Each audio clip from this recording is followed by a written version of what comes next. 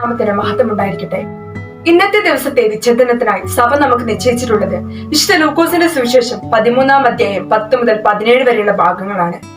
18 വർഷമായി കൂനിപ്പോയ ഒരു സ്ത്രീയെ യേശു സിനഗോഗിൽ വെച്ച് സുഖപ്പെടുത്തുന്നതും നിയമവശത്തെ മാത്രം മുറുക്കെ പിടിച്ച് യേശു ചെയ്ത നന്മ പ്രവൃത്തി നിശിതമായി വിമർശിക്കുകയും എതിർക്കുകയും ചെയ്ത സിനഗോഗ് അധികാരികളെയും പ്രതിയോഗികളെയും നമുക്കിവിടെ കാണാം. കപടനാട്യവും യേശുവിനോടുള്ള അസൂയയും കൊണ്ട് സഹിഷ്ണുത നഷ്ടപ്പെട്ട് പരിഹാസക്ഷരങ്ങൾ ചൊരിയുന്ന ഒരു കൂട്ടം ആളുകൾ. ഇവിടുത്തെ സുഖപ്പെടുത്തലിന് ഒരു പ്രത്യേകതയുണ്ട്. എന്തുകൊണ്ടെന്നാൽ ആ സ്ത്രീ ഒരിക്കലും തന്റെ രോഗശാന്തിക്ക് വേണ്ടി ദൈവത്തോട് പ്രാർത്ഥിച്ചിരുന്നില്ല. കാരണം മാനസികമായും ശാരീരികമായും തളർന്നവളായിരുന്നു അവൾ. എന്നിരുന്നാലും എല്ലാ ദിവസവും മുടങ്ങാതെ അവൾ ദേവാലയത്തിൽ പോയിരുന്നു. കർത്താവിന്റെ സന്നിധിയിൽ ഏറ്റവും എളിമയോടും നിസ്സംഗതയോടും കൂടെ അവൾ നിന്നിരുന്നു.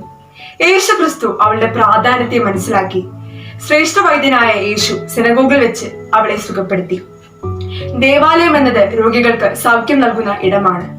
പ്രിയപ്പെട്ടവരെ, ഏറെ ആകർഷണീയത തീണ്ടുന്ന ധാരാളം ഇടങ്ങൾ ഉണ്ടായിട്ടുണ്ടെങ്കിലും അവിടെ നിന്നൊന്നും ലഭിക്കാത്ത സമൃദ്ധിയും ഹൃദയാനന്ദവും നമുക്ക് ലഭിച്ചിട്ടില്ല എന്ന് നമുക്കറിയാം. പ്രതിസന്ധികളെല്ലാം യേശുവിനോട് ചേർന്ന് നിൽക്കുവാനുള്ള അവസരങ്ങളാണെന്ന് നാം തിരിച്ചറിയണം. സിനഗോഗിലെ ആ ഒറ്റ ദിവസത്തെ ആരാധന സ്ത്രീക്ക് മറക്കാനാവാത്ത അനുഭവം സൃഷ്ടിച്ചതുപോലെ യേശു തൊടുന്ന അനുഭവം ദിവ്യ ബലിയർപ്പണത്തിലും നമുക്ക് കിട്ടാൻ ആഗ്രഹിക്കാം. ബുദ്ധിതലത്തിൽ നിന്ന് ഹൃദയതലത്തിലേക്ക് കടന്നു വരുന്ന സത്യാരാധന നമ്മുടെ എല്ലാം ജീവിതത്തിൽ, നമ്മുടെ എല്ലാം ഹൃദയങ്ങളിൽ ഒരുക്കുവാൻ നാം നമ്മെ തന്നെ ഒരുക്കേണ്ടതുണ്ട്. ഇതിനായി നല്ല ദൈവം നമ്മെ അനുഗ്രഹിക്കട്ടെ.